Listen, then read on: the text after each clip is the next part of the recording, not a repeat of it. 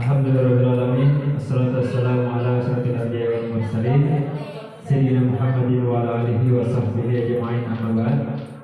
Pertama-tama, paling pertama dan sangat utama, marilah kita menjadikan rasa syukur kita kepada Allah Subhanahu wa taala karena rahmat dan hidayahnya sehingga kita bersempat hadir di tempat ini guna melaksanakan salah satu kegiatan dari salah satu guru penggerak, yang dimana kegiatannya adalah aksi nyata program pendidikan guru penggerak CGP Angkatan 9 yang dibawakan oleh Ibu Samsyariani SPD. Salawat serta salam kita curahkan kepada baginda Nabiullah Nabi Muhammad SAW, Nabi yang mengangkat derajat manusia dari lembah kehinaan menuju ke puncak kebahagiaan insyaallah. Jadi sebelum kita memulai acara ini, marilah kita bersama-sama melafazkan kalimat basmalah. Acara pertama, sambutan yang dibawakan oleh Bapak Muhammad Nur AMAPD, dipersilakan dengan hormat.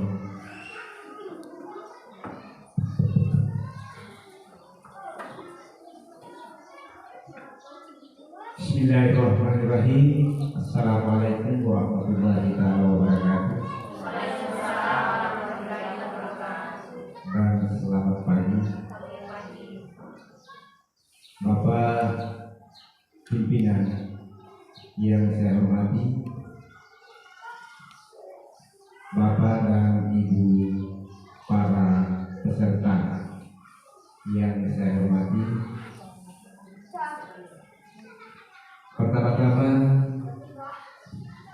dalam sambutan saya ini marilah kita senantiasa memanjatkan puji dan syukur kepada Yang Maha Kuasa karena atas rahmat, hidayahnya serta kesehatan yang Dia berikan kepada kita semua, sehingga pada hari ini kita masih sempat menyempatkan diri untuk hadir dalam kegiatan, salah satu kegiatan dari CGP calon guru penggerak untuk sekolah kita, yang insya Allah nantinya akan dibawakan oleh adik kita Ibu Samsyariani SPD. Bapak dan Ibu sekalian yang saya hormati, terus terang kalau kita berbicara tentang CGP ini adalah termasuk kaitannya dengan bagaimana cara pemerintah untuk meningkatkan mutu pendidikan khususnya di negara Republik Indonesia. Cara pemerintah untuk meningkatkan mutu pendidikan salah satunya adalah seperti yang kita lakukan sekarang ini, yaitu pembentukan calon guru penggerak. Tidak apa Bapak dan Ibu sekalian, saya menoleh ke belakang. Sudah beberapa cara daripada pemerintah bagaimana caranya untuk meningkatkan mutu pendidikan itu. Jadi bukan hanya sekarang ini. Sudah beberapa banyak hal, cara, metode yang sudah dia terapkan. Ada kurikulum 75, CBSA, cara belajar siswa aktif, sampai sekarang kurikulum merdeka yang melahirkan yang dinamakan CGP ini, calon guru penggerak. Nah, untuk itu sebagai penanggung jawab di sekolah ini, saya merasa sangat bersyukur dengan adanya CGP yang ada di sekolah kita ini. Ini pertanda bahwa di sekolah kita ini adalah salah satu kunci sukses untuk bagaimana cara untuk meningkatkan mutu pendidikan, khususnya di sekolah kita ini SD 121 itu Fitra. Bapak dan Ibu sekalian, salah satu kegiatan yang akan dilakukan oleh CGP kita ini yaitu diseminasi budaya positif. Diseminasi budaya positif.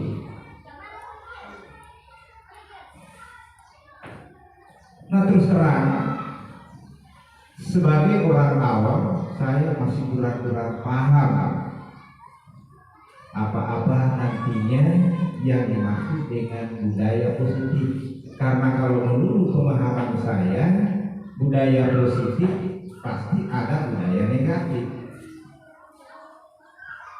Nah, yang dia memaparkan sebentar kepada kita semua Bapak dan Ibu sekalian, bagaimana mengetahui, memahami daripada budaya positif itu sendiri.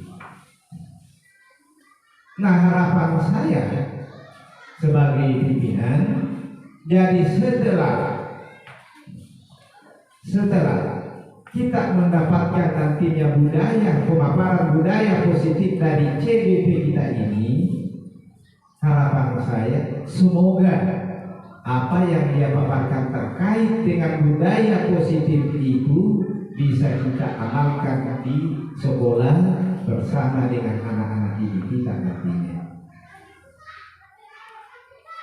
Saya tahu persis bahwa di sekolah kita itu budaya positif banyak sekali yang akan kita amalkan. Contoh, mohon maaf bagi CDP kalau itu saya keliru, bisa diluruskan sebentar. Contoh, di sekolah kita itu kan ada aturan, ada tata tertib sekolah yang harus ditaati oleh anak didik kita agar supaya tidak terjadi budaya yang negatif. Ada aturan-aturan yang harus dijalankan oleh anak didik kita di sekolah. Contoh, datang di kelas di sekolah tepat waktu, berpakaian seragam, ya. Itu termasuk budaya positif kalau menurut pemahaman saya, yang harus dijalankan, dilaksanakan oleh anak-anak didik kita. Begitu pula guru-guru yang ada di SD 121 begitu.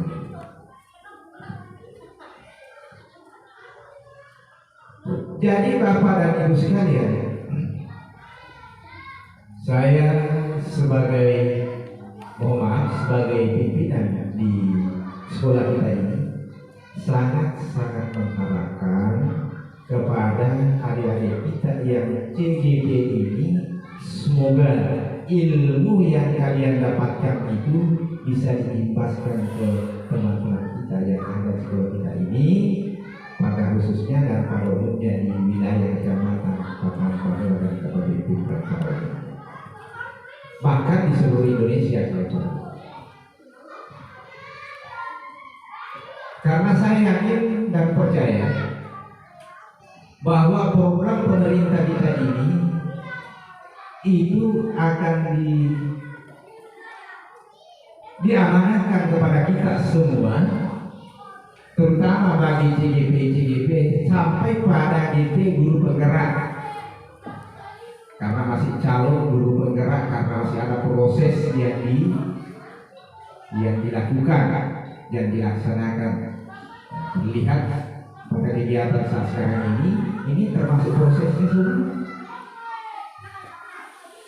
Proses untuk menjadi guru penggerak. Maka salah satunya yaitu memaparkan diseminasi budaya positif bagi kita semua untuk Bapak dan Ibu yang hadir saat sekarang ini. Ini semoga apa yang nantinya paparkan itu dapat kita terima dengan baik dan kita bisa amalkan. Dan pesan untuk calon guru penggerak kita, jangan kendor, tetap semangat. Saya tahu Bapak dan Ibu sekalian bahwa banyak sekali tugas yang menghalang kita ke depan. Banyak sekali tugas-tugas perintah yang harus kita laksanakan. Tetapi ingat Bapak dan Ibu sekalian, itu adalah merupakan amanah dari pemerintah kita, khususnya dari Menteri Pendidikan kita.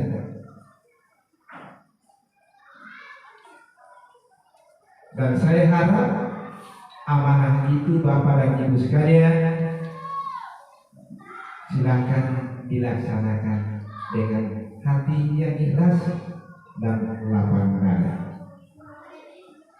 Kapan Bapak dan Ibu adik-adik semua melaksanakan itu dengan ikhlas tanpa ada merasa dibebani, insya Allah Tuhan akan memberikan petunjuk bagi kita semua. Saya masih teringat petua dari para orang tua yang mengatakan, ingat kalau Anda sudah jadi, janganlah Anda berani menilai dirinya sendiri. Biarkan orang yang menilainya. Insya Allah Anda akan sukses nantinya. Karena kapan kita bisa menilai diri kita sendiri, berarti kesombongan sudah ada pada diri kita. Tapi kalau orang lain yang sudah menilai diri kita sendiri, kalau dia mengatakan itu sudah bagus, sudah mantap, ya oke. Apalagi yang ditunggu. Dan saya lihat sebelum adik-adik ini diangkat menjadi lolos menjadi CPG calon guru penggerak, ada saya lihat yang Bapak dan Ibu tanda tangani sebagai pernyataan siap, pernyataan siap untuk diangkat menjadi pimpinan dalam satu unit sekolah, bahkan menjadi pengawas. Jadi itu adalah salah satu janji dari pemerintah Bapak dan Ibu sekalian. Jadi tolong laksanakan dulu kewajibannya ini dengan baik, baru insya Allah nantinya akan menerima hak dari pemerintah setelah kewajibannya terlaksana dengan baik. Jadi Bapak dan Ibu sekalian yang saya hormati, sekali lagi kepada Bapak dan Ibu calon guru penggerak di sekolah kita ini, saya harapkan supaya tetap semangat, tetap bergairah. Memang Bapak dan Ibu sekalian, dengan adanya CGP dan tugas-tugasnya itu terus terang itu menyita daripada ibu-ibu hebat ini untuk kegiatan-kegiatan baik di rumah maupun di sekolah kita.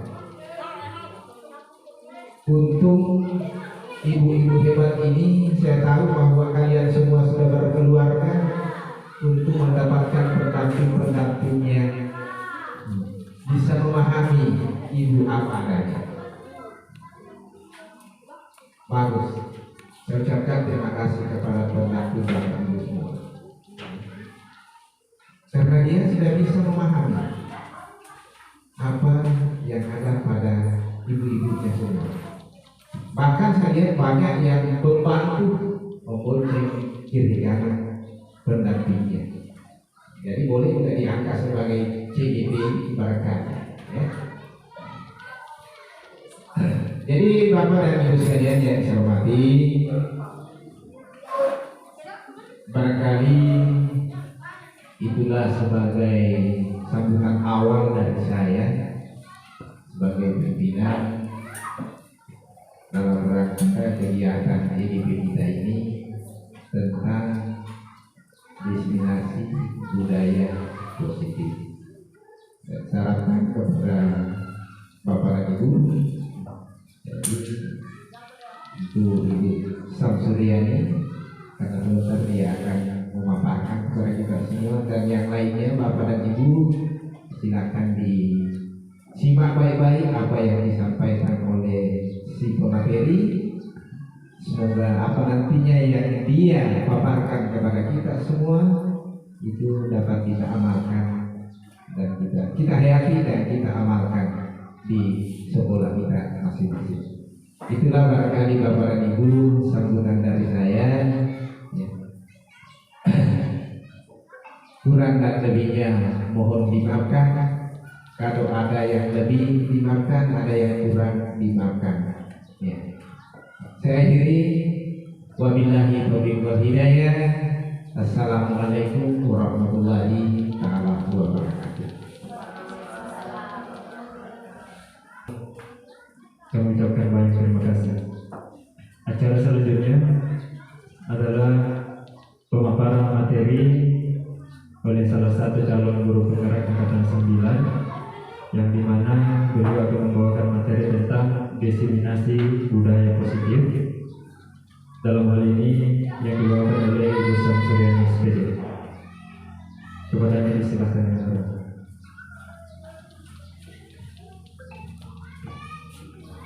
Bismillahirrahmanirrahim.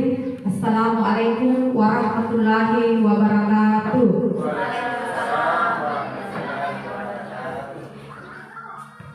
Yang terhormat Bapak Kepala UPT SDN 121, yang saya hormati dan saya banggakan Bapak Ibu Bapak guru hebat dan sempat hadir bersama saya dalam rangka pembahasan diseminasi budaya positif CGP Angkatan 9. Alhamdulillah, puji syukur kita panjatkan kepada Allah Subhanahu wa taala karena pada pagi hari ini kita masih diberi kesempatan kesehatan untuk melaksanakan diseminasi.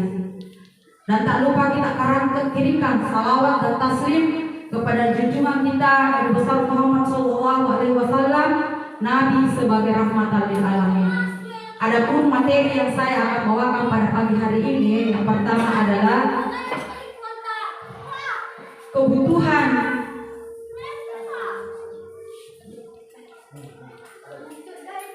kebutuhan dasar manusia dan nilai-nilai kewajiban universal. Yang kedua, teori motivasi, hukuman dan penghargaan. Yang ketiga, keyakinan kelas. Yang keempat, kebutuhan dasar manusia dan dunia berkualitas. Yang kelima, 5 posisi kontrol guru. Dan yang keenam adalah segitiga restitusi.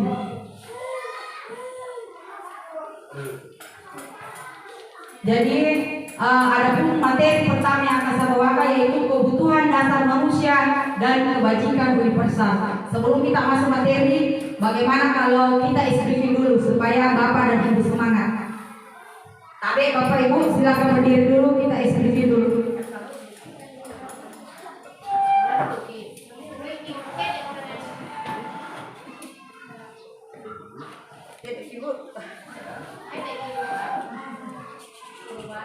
Ya.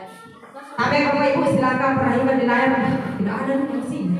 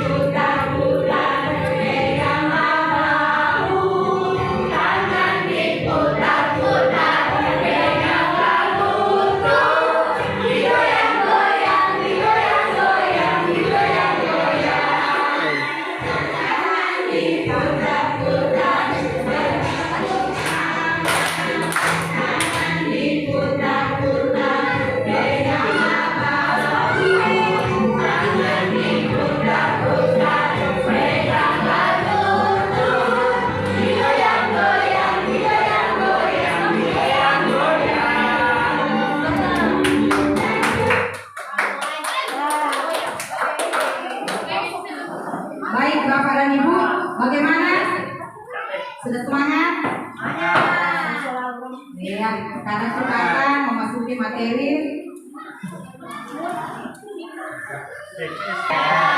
Ya, adapun materi yang pertama kita pada pagi hari ini yaitu kebutuhan dasar manusia dan kebajikan universal.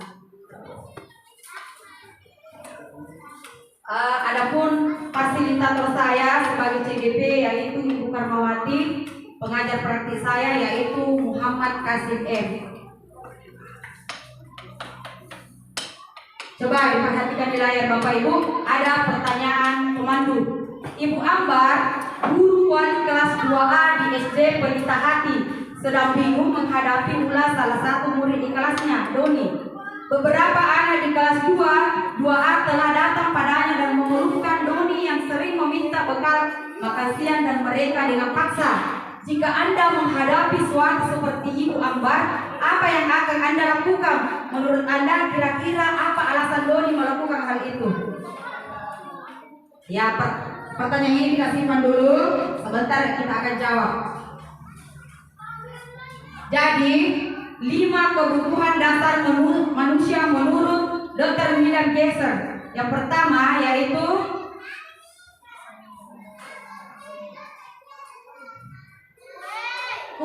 kebutuhan yang pertama yaitu bertahan hidup. Yang kedua, kasih sayang dan rasa ingin diterima. Yang ketiga, penguasaan. Yang keempat, kesenangan. Dan yang kelima adalah kebebasan. Ya, lanjut. Bertahan hidup atau survival. Kebutuhan bertahan hidup survival adalah kebutuhan yang bersifat psikologis yang untuk bertahan hidup, misalkan kesehatan, rumah, dan makanan. Kebutuhan biologis sebagai bagian dari proses reproduksi termasuk kebutuhan untuk tetap bertahan hidup. Komponen psikologis pada kebutuhan ini meliputi kebutuhan akan perasaan aman. Lanjut yang kedua, kebutuhan akan kasih sayang dan rasa ingin diterima. Kebutuhan ini dan 3 kebutuhan berikutnya adalah kebutuhan psikologis. Kebutuhan untuk disayangi dan diterima meliputi kebutuhan akan hubungan dan koneksi sosial. Lanjut yang kedua, kebutuhan kasih sayang dan rasa ingin diterima. Kebutuhan ini dan 3 kebutuhan berikutnya adalah kebutuhan psikologis. Kebutuhan untuk disayangi, diterima meliputi kebutuhan akan hubungan dan koneksi sosial, hubungan untuk memberi dan menerima kasih sayang, dan kebutuhan untuk merasa menjadi bagian dari suatu kelompok. Kebutuhan ini juga meliputi kebutuhan keinginan untuk tetap terhubung dengan orang lain seperti teman, keluarga, pasangan hidup, teman kerja, binatang peliharaan, dan kelompok di mana kita tergabung. Anak-anak yang memiliki kebutuhan dasar kasih sayang dan rasa diterima yang tinggi biasanya ingin disukai dan diterima oleh lingkungannya. Mereka juga akrab dengan orang tuanya. Biasanya mereka belajar karena suka pada gurunya. Bagi mereka, teman sebaya sangatlah penting. Mereka juga biasanya suka bekerja dalam kelompok. Lanjut, kebutuhan yang ketiga, penguasaan. Kebutuhan pengakuan atas kemampuan.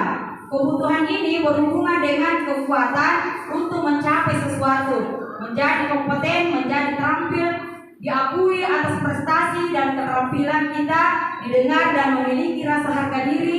Kebutuhan ini meliputi keinginan untuk dianggap berharga, bisa membuat perbedaan, bisa membuat pencapaian kompetensi, diakui, dihormati.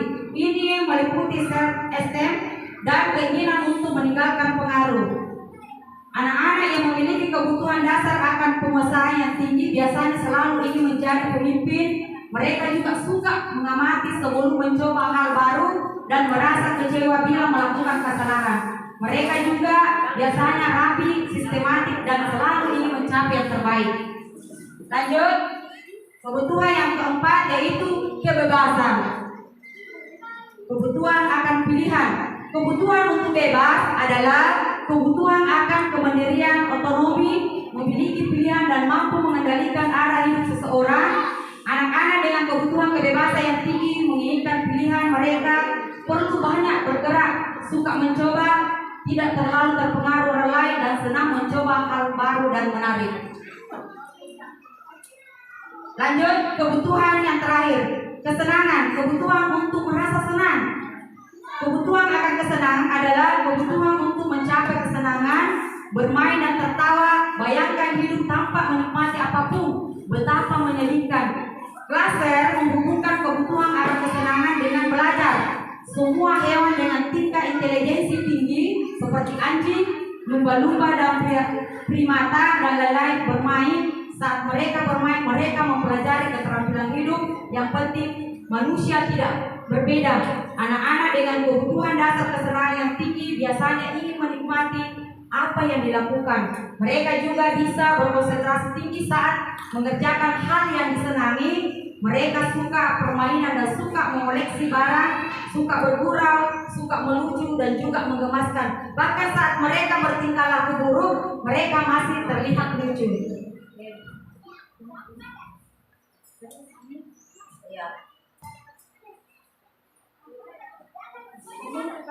Yang kedua, teori motivasi, hukuman, dan penghargaan. Bapak Ibu, ada pertanyaan pemantik di atas. Apakah Ibu setuju atau tidak setuju? 1. Hukuman dapat mendisiplinkan anak. Yang kedua, pemberian hukuman dengan hal positif seperti membaca atau membersihkan halaman sekolah dapat meningkatkan disiplin anak. Yang ketiga, memberi penghargaan dapat meningkatkan motivasi belajar anak. Sampai Bapak Ibu, ada yang bisa jawab di atas? Apakah Ibu setuju hukuman dapat mendisiplinkan anak? Setuju. Setuju? Setuju. Tapi Bu Lia bagaimana, setuju atau tidak setuju? Tidak. Oh, menurut Ibu Lia dia tidak setuju. Kemudian yang kedua, pemberian hukuman dengan hal positif seperti membaca atau membersihkan halaman sekolah dapat meningkatkan disiplin anak. Setuju. Menurut Bapak Ibu setuju. Yang ketiga, memberi penghargaan dapat meningkatkan motivasi belajar anak. Setuju. Tapi Bapak Ibu jawab, Bapak Ibu simpan dulu, kita masuk di materi. Sebentar. akan terjawab sendiri.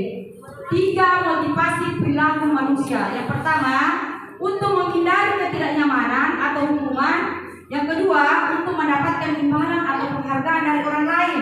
Yang ketiga, untuk menjadi orang yang mereka inginkan dan menghargai diri sendiri dengan nilai-nilai yang mereka percaya. Bila di sekolah Anda tidak ada peraturan yang mengharuskan guru datang tepat waktu, dan tidak ada surat teguran bagi guru yang datang terlambat, dan tidak ada atasan yang memuji Anda, apakah Anda akan tetap datang tepat waktu untuk menjaga murid-murid Anda? Jelaskan alasan Anda. Ya. Berarti itu dari dalam diri Bapak Ibu. Iya, betul sekali.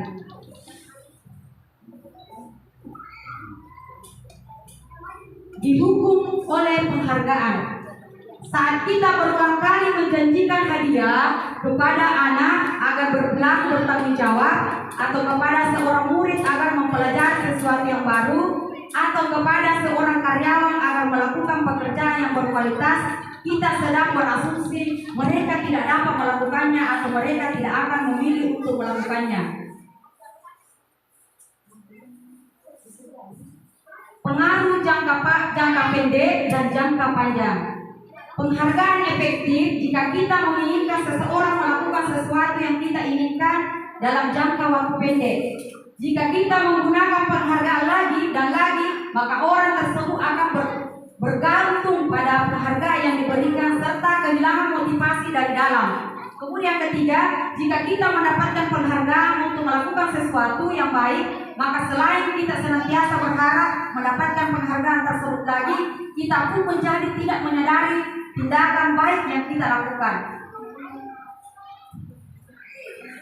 Penghargaan tidak efektif. Yang pertama, suatu penghargaan adalah suatu benda atau peristiwa yang diinginkan, yang dibuat dengan persyaratan hanya jika Anda melakukan hal ini, maka Anda akan mendapatkan penghargaan yang diinginkan. Yang kedua, jika saya mengharapkan suatu penghargaan dan tidak mendapatkannya, maka saya akan kecewa dan berkecil hati, serta kemungkinan lain kali saya tidak akan berusaha sekeras sebelumnya. Yang ketiga, jika kita memberikan seseorang suatu penghargaan untuk melakukan sesuatu, maka kita harus terus-menerus memberikan penghargaan itu jika kita ingin orang tersebut meneruskan perilaku yang kita inginkan. Yang keempat, orang yang berusaha berhenti merokok atau orang yang berusaha diet menguruskan badan, bila diberikan penghargaan hampir pasti tidak berhasil. Kemudian penghargaan mengurangi ketepatan. Riset pertama, dalam sebuah percobaan, sekelompok anak laki-laki berusia 9 tahun diminta untuk melihat gambar-gambar wajah yang ditampilkan di layar, dan mereka harus memberitahukan jika wajah-wajah tersebut sama atau berbeda. Gambar-gambar tersebut hampir sama. Beberapa dari mereka diberi penghargaan dalam bentuk uang pada saat mereka memberi jawaban benar, sementara sebagian yang lain tidak. Hasil, anak laki-laki yang dibayar membuat lebih banyak kesalahan. Kemudian penghargaan menurunkan kualitas. Pengamatan dilakukan pada sekelompok mahasiswa-mahasiswi yang sedang kerja praktik di sebuah surat kabar universitas. Saat itu mereka sedang belajar menuliskan sebuah artikel tentang sebuah judul berita utama. Seiring waktu, mahasiswa-mahasiswi tersebut semakin mampu bekerja dengan cepat. Kemudian ada beberapa mahasiswa-mahasiswi yang dibayar untuk sebuah judul berita utama yang mereka mampu hasilkan, dan setelah beberapa lama mahasiswa-mahasiswa yang dibayar ini hasil kinerjanya berhenti berkembang. Mereka yang tidak menerima bayaran terus berupaya mengasah diri menjadi lebih baik. Penghargaan mematikan kreativitas. Yang pertama, murid-murid diminta berpikir mengenai hadiah atau penghargaan yang bisa mereka dapatkan bila berhasil menulis sebuah puisi. Kreativitas kelompok murid ini menjadi berkurang dibanding dengan yang tidak diberitahukan tentang hadiah yang bisa mereka terima. Kedua, penelitian menunjukkan bahwa pekerjaan seni atau sebuah penulisan cerita menjadi kurang kreatif bila dijanjikan sebuah hadiah atau penghargaan. Yang ketiga, waktu lebih lama dan memberikan jalan keluar kurang kreatif saat mereka dijanjikan suatu penghargaan. Penghargaan menghukum. Pertama, penghargaan menghukum mereka yang tidak mendapat penghargaan, misalnya dalam sistem ranking, mereka yang mendapat ranking kedua akan merasa paling dihukum. Yang kedua, memberikan penghargaan dan hukuman adalah hal yang sama karena keduanya mencoba mengendalikan perilaku seseorang. Yang ketiga, karena orang pada dasarnya tidak suka dikendalikan dalam jangka waktu lama, penghargaan akan terlihat sebagai hukuman. Yang keempat, jika suatu penghargaan diharapkan namun tidak mendapatkannya, Anda akan merasa dihukum. Kemudian kalau motivasi dari dalam diri atau instinktif, saat seorang anak belajar untuk pertama kali menggabungkan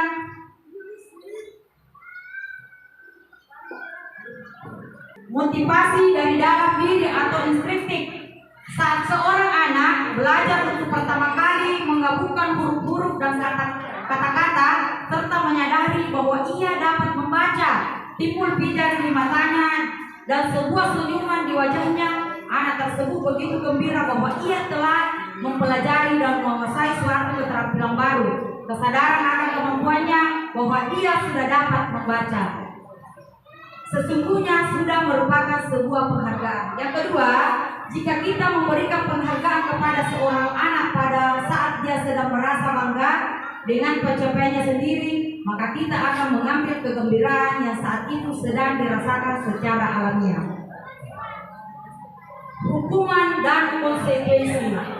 Dalam menjalankan peraturan atau keyakinan kelas, bila ada suatu pelanggaran tentunya sesuatu harus terjadi. Untuk itu kita perlu meninjau ulang tindakan penegakan peraturan atau keyakinan kelas kita selama ini. Tindakan terhadap suatu pelanggaran pada umumnya berbentuk hukuman atau konsekuensi. Dalam modul ini akan diperkenalkan program disiplin positif yang dinamakan restitusi. Nah, kemudian hukuman bersifat tidak terencana atau tiba-tiba. Anak atau murid tidak tahu apa yang akan terjadi dan tidak dilibatkan. Hukuman bersifat satu arah dari pihak guru yang memberikan, dan murid hanya menerima suatu hukuman tanpa melalui suatu kesepakatan atau pengarahan dari pihak guru, baik sebelum atau sesudahnya. Hukuman yang diberikan bisa berupa fisik atau psikis. Murid akan disakiti oleh suatu perbuatan atau kata-kata. Jadi hukuman tidak boleh kita gunakan Pak Bapak Ibu guru di dalam kelas, karena ini akan menyakiti hati anak murid kita. Kemudian konsekuensi sudah terencana atau sudah disepakati, sudah dibahas dan disetujui oleh murid dan guru. Umumnya bentuk-bentuk konsekuensi dibuat oleh pihak guru atau sekolah dan murid sudah mengetahui sebelumnya konsekuensi yang akan diterima bila ada pelanggaran. Tindakan guru. Tapi Bapak Ibu silakan diperhatikan di atas. Mencatat 100 kali di dalam buku kalimat saya tidak akan terlambat lagi karena terlambat ke sekolah, termasuk hukuman atau konsekuensi. Ya, betul sekali, hukuman. Yang kedua, lari mengelilingi lapangan basket 2 kali karena terlambat hadir di sekolah, termasuk hukuman atau konsekuensi. Hukuman. Kemudian ketiga, murid diminta untuk push up 15 kali karena tidak menggunakan masker ke sekolah. Hukuman atau konsekuensi? Hukuman. Mengganti kertas tugas teman yang telah dicoret-coret. Hukuman atau konsekuensi? Betul sekali, konsekuensi.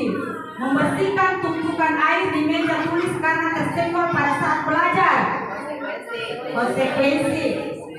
Murid disuruh untuk mengenakan sepatu seharian di sekolah karena tidak mengenakan sepatu hitam. Hukuman. Iya, betul sekali Bapak Ibu, hukuman. Lari mengelilingi lapangan basket 2 kali karena terlambat 10 menit untuk pelajaran PJOK. Konsekuensi. Ya, konsekuensi. Ya, silakan Bapak Ibu lihat di layar, sudah ada jawabannya di atas. mencatat 100 kali dalam buku kalimat, saya tidak akan terlambat lagi karena terlambat ke sekolah termasuk hukuman. Lari mengelilingi lapangan basket 2 kali karena terlambat hadir di sekolah termasuk hukuman. Kemudian murid diminta untuk push up 15 kali karena tidak menggunakan masker ke sekolah termasuk hukuman. Mengganti kertas tugas teman yang telah dicoret-coret termasuk konsekuensi. Membersihkan tumpukan air di meja tulis karena tersenggol pada saat belajar termasuk konsekuensi. Murid disuruh untuk mengenakan sepatu seharian di sekolah karena tidak mengenakan sepatu hitam termasuk hukuman. Kemudian lari mengelilingi lapangan basket 2 kali karena terlambat 10 menit untuk pelajaran PJK termasuk konsekuensi. Baik Bapak Ibu, sekarang kita masuk di materi yaitu keyakinan kelas. Disiplin positif, teori kontrol menurut pilihan Dr. William Glasser. Makna disiplin, belajar kontrol diri dengan menggali potensi kita agar tercapai tujuan mulia, yaitu sesuatu menjadi seseorang yang kita inginkan berdasarkan nilai-nilai yang kita hargai. Kemudian semua perilaku memiliki tujuan.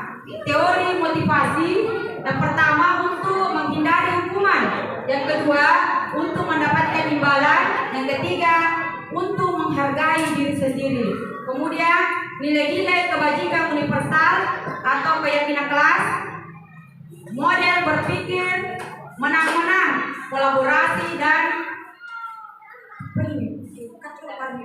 5 posisi kontrol guru. Yang pertama adalah penghukum, yang kedua pembuat rasa bersalah, yang ketiga adalah sebagai teman, yang keempat adalah pemantau, yang kelima adalah manajer. Kemudian segitiga restitusi, yang pertama adalah menstabilkan identitas, dua validasi kebutuhan, yang ketiga menanyakan keyakinan.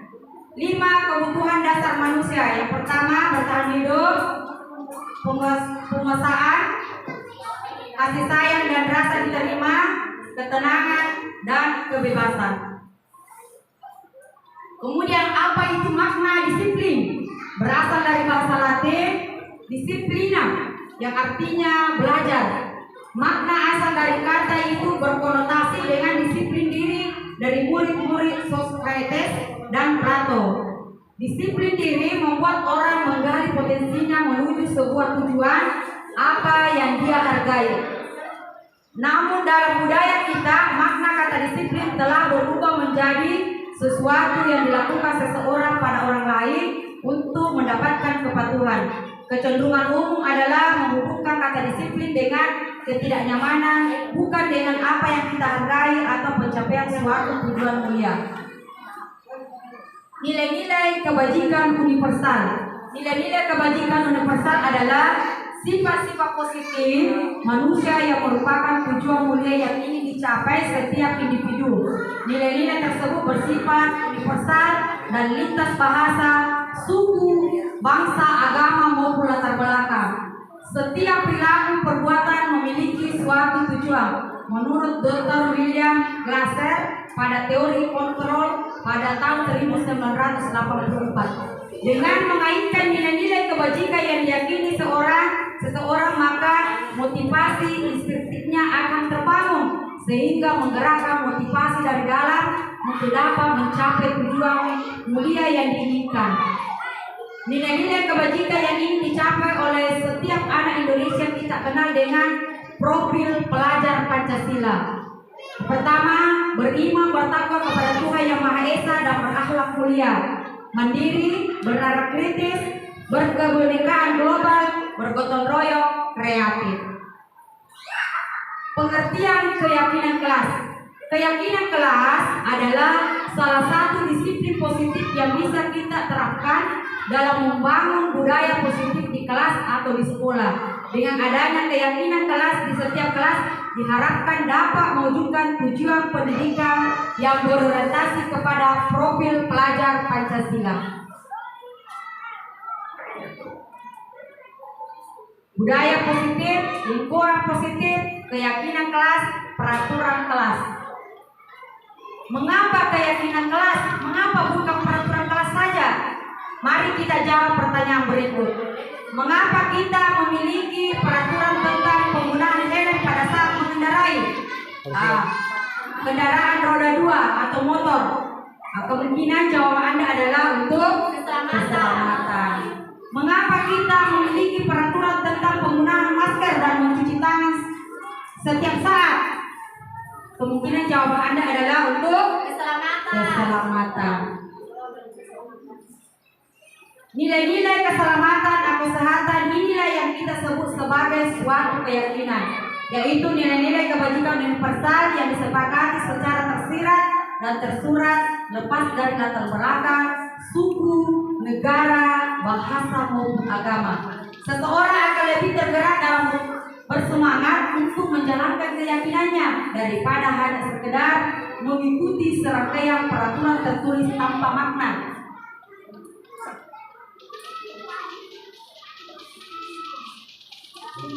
Karakteristik keyakinan kelas. Keyakinan kelas bersifat lebih abstrak daripada peraturan yang lebih rinci dan konkret. Keyakinan kelas berupa pernyataan-pernyataan universal. Pernyataan keyakinan kelas senantiasa dibuat dalam bentuk positif. Keyakinan kelas hendaknya tidak terlalu banyak sehingga mudah diingat dan dipahami oleh semua warga kelas. Keyakinan kelas sebaiknya sesuatu yang dapat diterapkan di lingkungan tersebut. Semua warga kelas hendaknya ikut berkontribusi dalam pembuatan keyakinan kelas lewat kegiatan curah pendapat. Kemudian terakhir, bersedia meninjau kembali keyakinan kelas dari waktu ke waktu. Prosedur pembuatan keyakinan kelas. Yang pertama, mempersilahkan warga sekolah atau murid-murid di kelas untuk bercurah pendapat tentang peraturan yang perlu disepakati di kelas. Yang kedua, mencatat semua masukan-masukan para murid sekolah di papan tulis atau di kertas besar, di mana semua anggota kelas sekolah bisa melihat hasil curah pendapat. Yang ketiga, susunlah keyakinan kelas sesuai prosedur pembentukan keyakinan kelas. Gantilah kalimat-kalimat dalam bentuk negatif menjadi positif. Contohnya, kalimat negatif, jangan berlari di kelas atau koridor. Kalimat positifnya, berjalanlah di kelas atau koridor. Yang keempat, tinjau kembali daftar curah pendapat yang sudah dicatat. Anda mungkin akan mendapati bahwa pernyataan yang tertulis di sana masih banyak yang berupa peraturan-peraturan. Selanjutnya, ajak warga sekolah, murid-murid untuk menemukan nilai-nilai kebajikan atau keyakinan yang dituju dari peraturan tersebut. Contoh, berjalan di kelas, dengarkan guru, datanglah tepat waktu, berada di bawah satu payung, yaitu keyakinan untuk saling menghormati atau nilai kebajikan hormat. Keyakinan inilah yang dimasukkan dalam daftar untuk disepakati. Kegiatan ini juga merupakan pendalaman pemahaman bentuk peraturan keyakinan kelas. Prosedur pembuatan keyakinan kelas. Lanjut, tinjau ulang keyakinan kelas secara bersama-sama. Seharusnya setelah beberapa peraturan telah disatukan menjadi beberapa keyakinan, maka jumlah butir pernyataan keyakinan akan berkurang. Sebaiknya keyakinan kelas tidak terlalu banyak, bisa berkisar antara 3 sampai 7 prinsip atau keyakinan. Bila mana terlalu banyak, maka warga kelas atau sulit mengingat dan akibatnya sulit untuk dijalankan. Lanjut yang keenam, setelah keyakinan kelas selesai dibuat, maka semua yang warga kelas dipersilakan meninjau ulang dan menyetujui dengan menandatangani keyakinan kelas tersebut, termasuk guru dan semua warga sekolah. 7. Keyakinan kelas selanjutnya bisa dilekatkan di dinding kelas di tempat yang mudah dilihat semua warga kelas. Contoh peraturan kelas. Ada contohnya di atas, Bapak Ibu silakan perhatikan, sudah ada contohnya peraturan kelas. Lanjut. Contoh keyakinan kelas untuk kelas 1, setiap anggota kelas perlu belajar. Kemudian ada juga contoh keyakinan kelas untuk kelas 5, selalu bersikap positif, senantiasa menjadi diri terbaik, percaya dan menghormati orang lain serta miliknya. Kemudian berkomitmen terhadap setiap tugas. Terakhir adalah senantiasa membantu. Sekarang Bapak Ibu silakan tulis satu contoh peraturan kelas yang pernah Bapak Ibu buat di kelas. Tadi saya sudah bagikan kertas sticky note, silakan dibacakan keyakinan kelas yang sudah dibuat di kelasnya. Tapi Ibu Beda masuk kelas tepat waktu. Iya, beri tepuk tangan dulu Ibu Beda. Sudah membacakan keyakinan kelas yang pernah dibuat di kelasnya.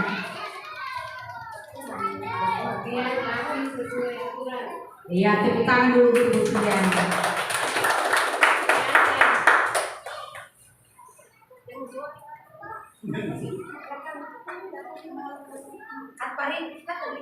Segitiga restitusi. Ada pertanyaan pemantik. Jika siswa melakukan pelanggaran atau kesalahan, tindakan apa yang dilakukan guru? Siapa yang mengingatkan?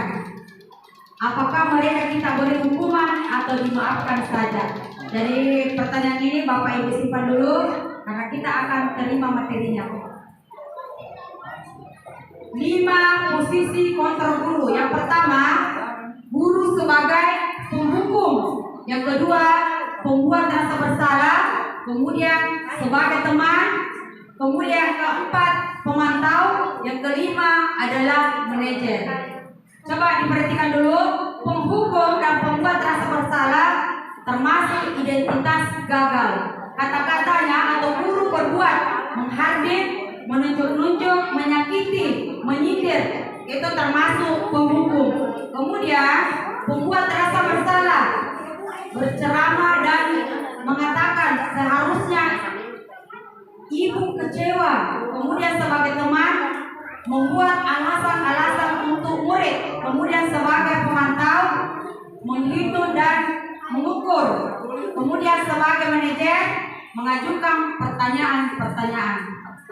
Sebagai seorang guru, kita tidak diharapkan menggunakan ini penghukum dengan pembuat rasa bersalah. Yang diharapkan di sini adalah teman, pemantau dan manajer. Tapi yang paling diharapkan adalah posisi kita adalah sebagai manajer, guru sebagai manajer.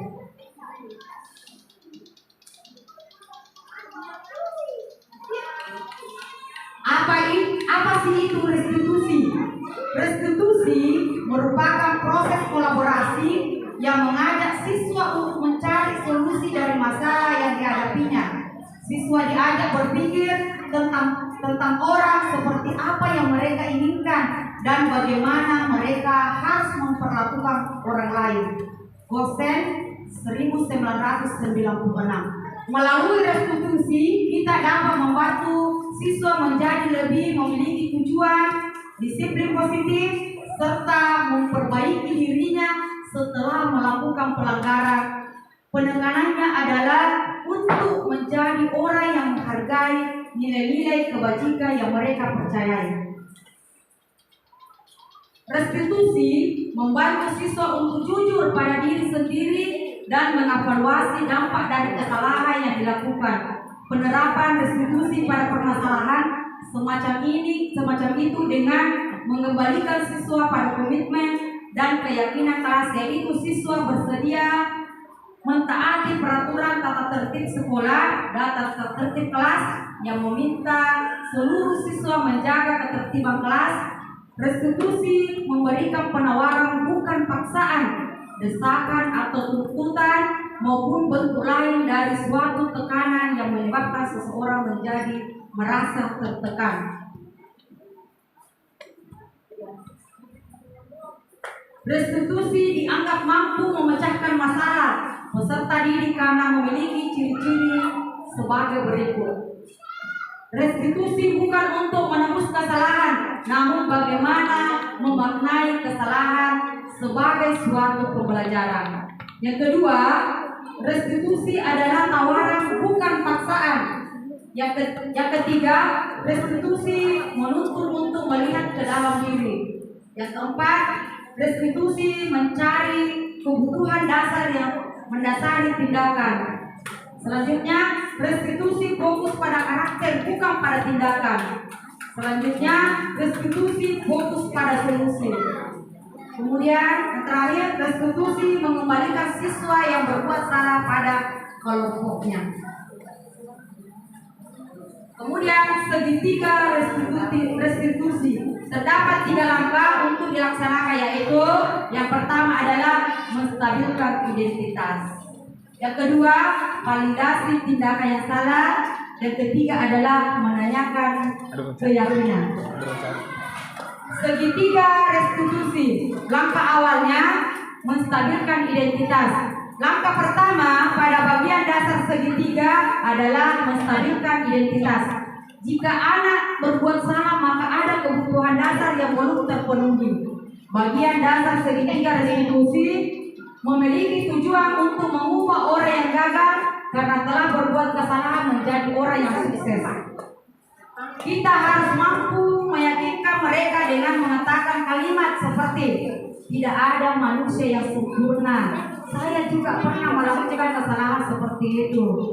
Ketika seseorang dalam kondisi emosional, maka otak tidak akan mampu berpikir rasional. Saat inilah kita menstabilkan identitas anak. Anak kita mampu untuk tenang dan mencari solusi untuk menyelesaikan permasalahan.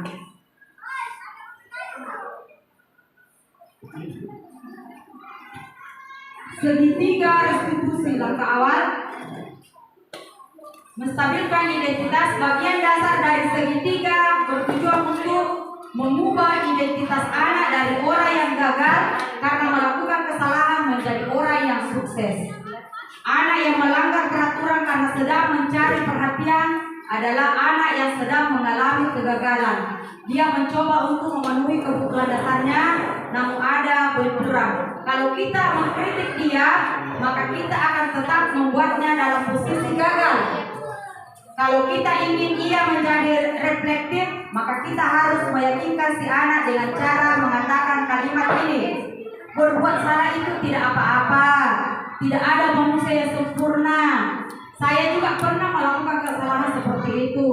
Kita bisa menyelesaikan ini. Bapak Ibu tidak tertarik mencari siapa yang salah, tapi Bapak Ibu ini mencari solusi dari permasalahan ini. Kamu berhak merasa begitu. Apakah kamu sedang menjadi teman yang baik buat dirimu sendiri? Segitiga restitusi. Langkah kedua, menstabilkan, memvalidasi tindakan yang salah.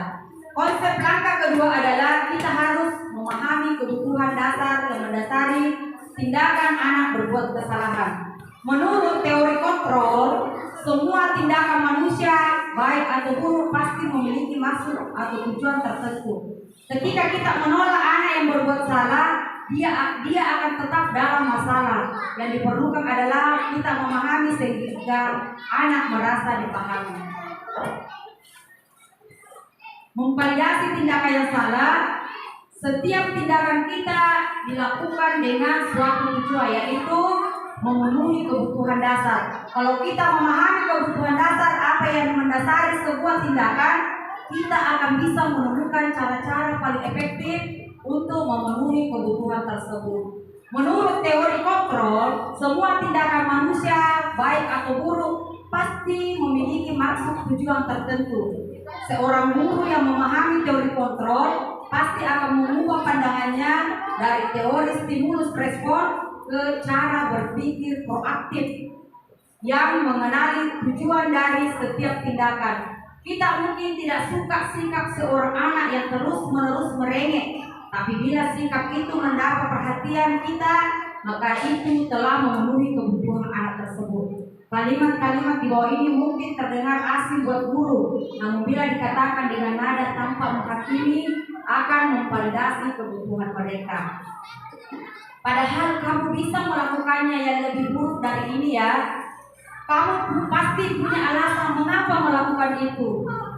Kamu pasti bangga pada dirimu sendiri karena kamu telah melindungi sesuatu penting buatmu. Kamu boleh mempertahankan sikap itu, tapi kamu harus menambahkan sikap yang baru. Segitiga restitusi yang ketiga, langkah ketiga, menanyakan keyakinan. Teori kontrol mengatakan bahwa kita pada dasarnya termotivasi secara internal ketika langkah 1 dan 2 sudah sukses dilakukan. Maka anak akan siap untuk dihubungkan dengan nilai-nilai yang dipercaya dan berpindah menjadi orang yang dia inginkan. Penting menanyakan ke anak tentang kehidupan ke depan yang dia inginkan. Ketika mereka sudah menemukan gambaran masa depannya, guru dapat membantu mereka untuk tetap fokus pada gambarannya. Melalui segitiga restitusi, kita dapat mewujudkan mereka menjadi murid yang merdeka. Mereka mampu menyelesaikan masalah dengan motivasi internal dan bertanggung jawab terhadap pilihannya.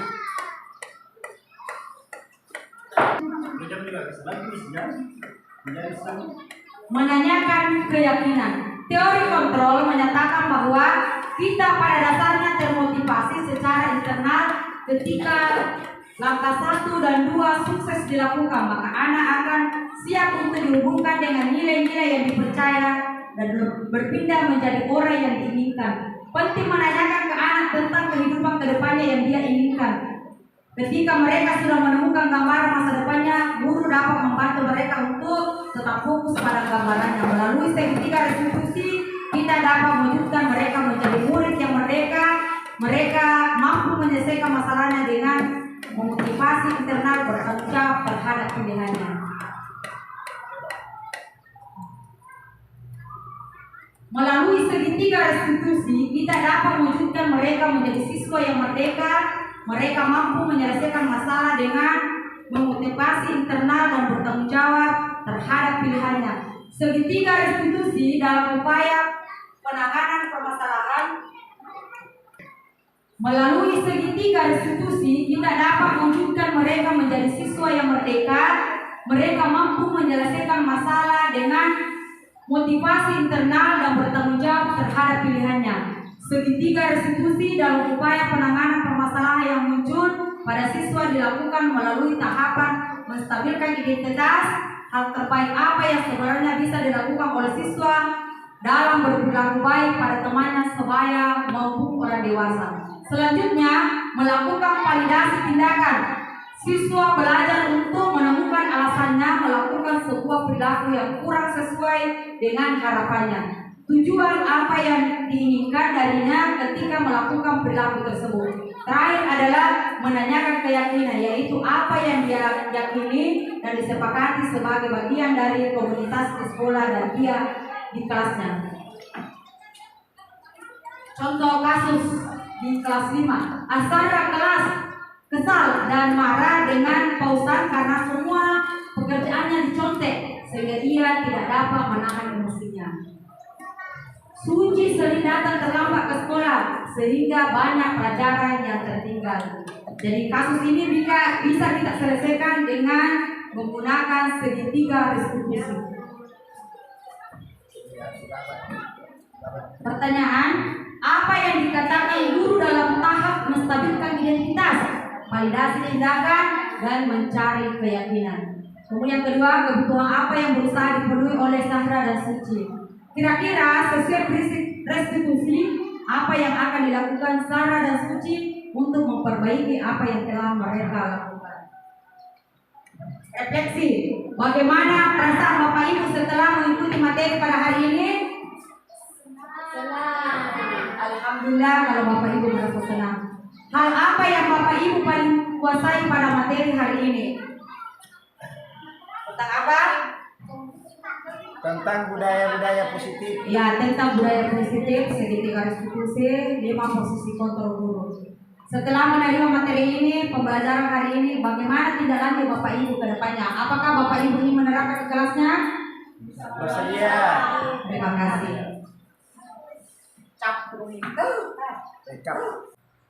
Baik Bapak Ibu, demikianlah materi saya pada pagi hari ini. Semoga bisa bermanfaat buat Bapak dan Ibu dan bisa diterapkan di kelasnya masing-masing. Wabillahi taufiq wal hidayah. Wassalamualaikum warahmatullahi wabarakatuh. Waalaikumsalam warahmatullahi wabarakatuh.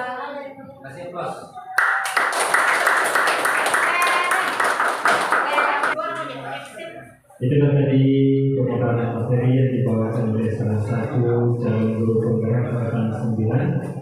Dalam hal ini Ibu Suryani SPD. Kita ucapkan banyak terima kasih dan berikan aplaus yang meriah.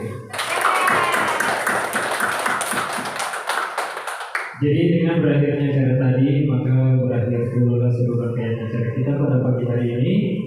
Mari kita bersama-sama menutup acara ini dengan bersama-sama mengikhlaskan kalimat hamdalah. Alhamdulillahirrahmanirrahim. Cukup sekian dan terima kasih. Wassalamualaikum warahmatullahi wabarakatuh. Waalaikumsalam warahmatullahi wabarakatuh.